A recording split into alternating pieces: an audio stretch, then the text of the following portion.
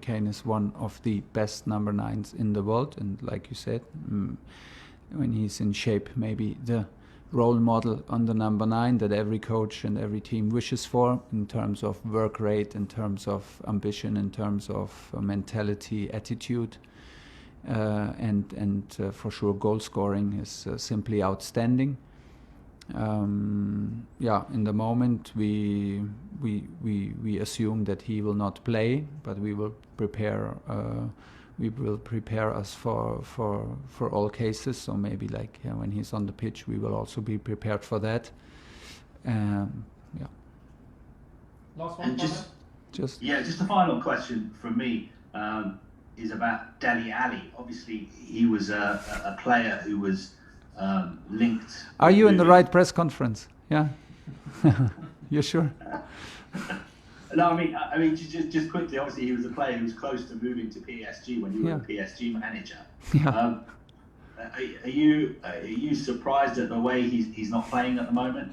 I will not answer to that. I was happy to answer for Harry Kane, because it's an honor for me to speak out that he's one of the best players. But anything else to every other player, I hopefully you understand that I want to show the respect that I don't talk about any other players from other coaches.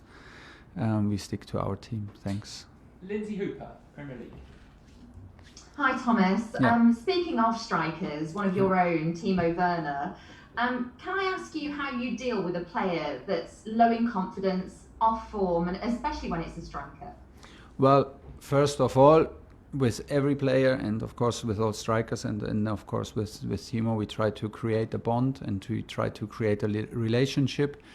Every person, every guy is different. Every guy needs something else. Some need you to be close. Some need to be more alone. Some need to be pushed hard. Some need to be need a hug, whatever. And so we find out what suits him to feel comfortable, to open up, and then to feel comfortable again on the pitch is our responsibility to also create moments and situations where he can bring out his best. That means to attack the space behind the back of the last line of defense of the opponents, to use his speed, and for that we try to create moments and situations with the whole team, and of course with the offensive guys, to use his strengths. And this is what we do with what we try to do and try hard to do with every player.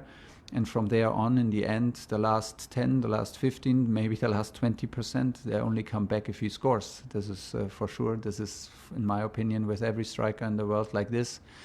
You can talk, you can train, they can score in training. You can do whatever. If nothing helps as much if they find the net in important games.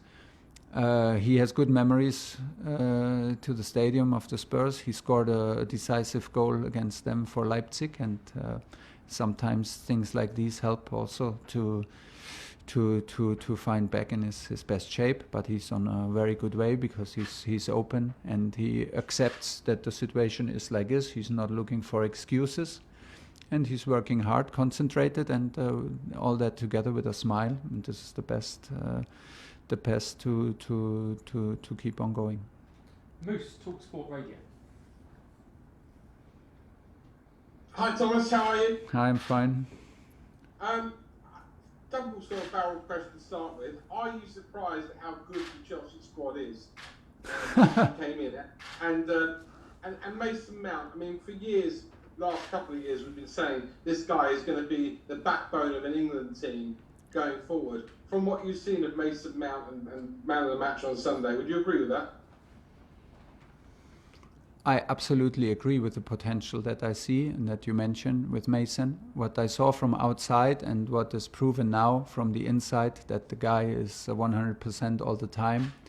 Even more, that he cares a lot about Chelsea, that he cares about his teammates, and that he is leaving his heart out there on the pitch. So if you train with Mason, if you play with Mason, it's one thing you can be sure of, absolutely, is that he gives his 100% on this day, in this minute, And this is the best level to grow, and this is the best situation from where to start and from where to become a top player. He has everything what is needed to reach higher and higher levels. I don't know where his limits are, but right now we will push him and support him. And you know, like I said, the most important is that it comes from inside of him. And what makes me very happy is that he's a nice guy. He's a totally open guy, and a very positive aura, a very positive energy in the dressing room and outside on the pitch, and it's a real pleasure, like, to work with the whole team and to work also with Mason. And maybe this answers your first question. I'm not surprised, but I'm absolutely delighted to see how we train, how we behave, and what quality is in the squad on all positions. How flexible we can play every position. We have 2 or 3 guys who can play the position on a very high level, and I'm very absolutely pleased with the behavior and the atmosphere.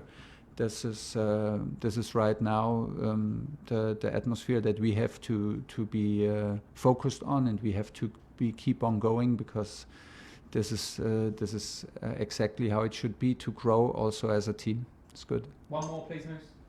Yeah, well, my follow-up, or my last one was going to be last week. I did some research and I found out you liked Spurs when you were a kid back in Germany. We talked about that. I've done some more research and I found out that, unlike some managers who maybe like to get a beer after a game when they win, you like to go out for a big celebratory meal. But you're a vegan as well, so what was your favourite celebratory meal after a game? I would say, if you ask me right this, I love the pizza and I love the spaghetti bolognese. So I forget that I'm a vegetarian. I try to be vegetarian. I'm not vegan. I try hard to be vegetarian, and some days it's easier and some days it does not work. Like, if I have a good pasta with bolognese, I forget that I try to be vegetarian. So you can have fun with me, no doubt about it. I would prefer maybe a gin tonic if we win against Tottenham instead of a beer. I'm not the beer guy, I'm not the wine guy. And my consume of alcohol goes very close to 0. But still, don't confuse it. We can celebrate and we can have a good time. It's no problem. Brilliant. Alistair McGowan, BBC. Hi, Thomas. Yeah, hi. I just wondered whether you could talk a little bit about how important it is to preserve a club identity when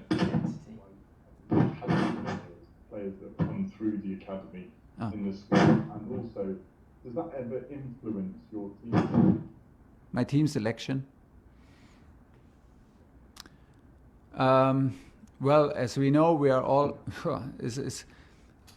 we're all influenced all the time by many things, and it's a hard thing to I don't know if I can say no, that does not influence me, or it does. Maybe it does, but I always try to be as objective as possible. In my point of view, I'm doubting my decisions all the time. I'm doubting and I'm asking myself and my decisions all the time if they are reasonable, if they are consequent, if they are understandable also for the players, in terms that we have a reliable relationship with everybody. I didn't understand your question very well, but I thought it's about the identity and the academy, and if this is important. For me, it's a crucial point, and for me, I'm absolutely pleased about the quality of the academy. I had a look here from the balcony already to an in-house match.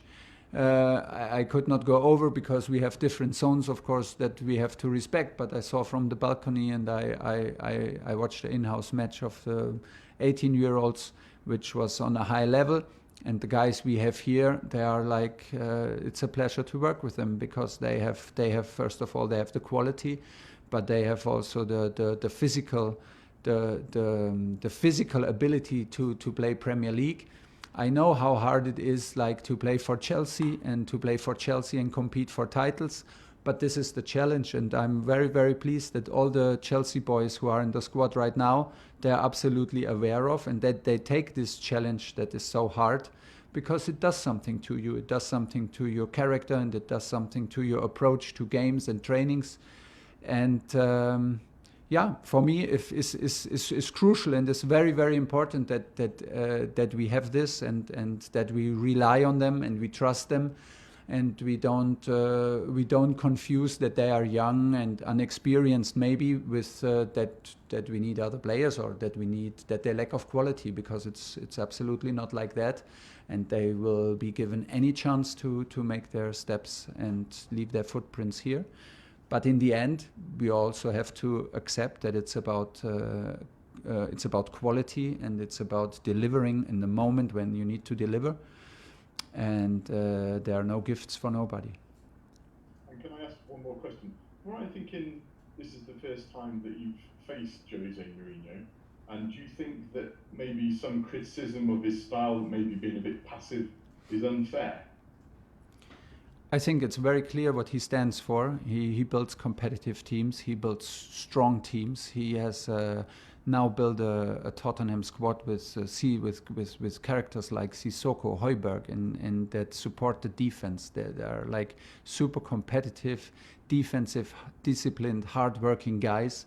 They have up front normally with Harry Kane, Son, Bergwijn, Lamela, Bale. They have outstanding quality and speed. I have the biggest respect for him, because he's building teams on the highest level to compete and to win game after game after game, and this is what he's doing at Tottenham, and we're doing it in our style and in our beliefs, and everything is allowed, and there are many ways to succeed. And I think he was very successful to believe in himself until today. He has an outstanding career as a world-class coach. And we are here to beat him tomorrow with his squad, because this is the challenge we are up for, and we are very excited to have matches like this within the league. Okay, last question in this section, Nick Pure. Hi Thomas, can I just ask for an injury update, if you've got any injuries, or how your squad's looking for this match? Just Reece James, suffered some horrendous abuse on social media, which is terrible. Should never happen. I just wonder, have you spoken to him about that? What will you? I know the club have obviously do a great deal of things fighting discrimination and racism. So I just wondered if you'd speak to Reece about that, and speak to the squad about how you will support him and the other players against things like that, which obviously just shouldn't happen. No, but the team spoke about it, and the club spoke with the team about it, but not me in particular. We had a lot to speak about in terms of tactics and analyzing our games, so that was enough talking. I would say I have a close relationship with Reece, and there was nothing to worry about, because he was aware, he got a lot of support, and he has for sure all my support. We didn't speak in particular now about this case, but you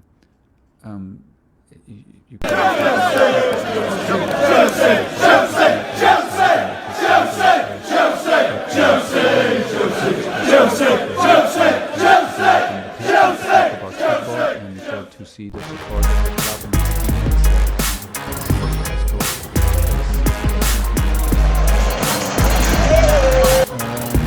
injury situation. Champions of Europe, you'll never say that.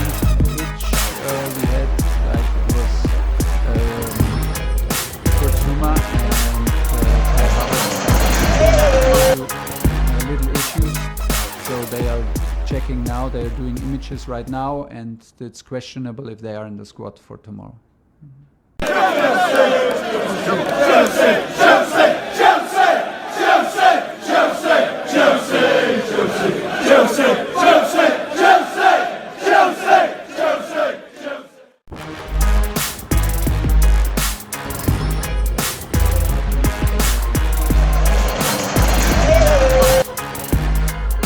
Champions of Europe, you'll never say that.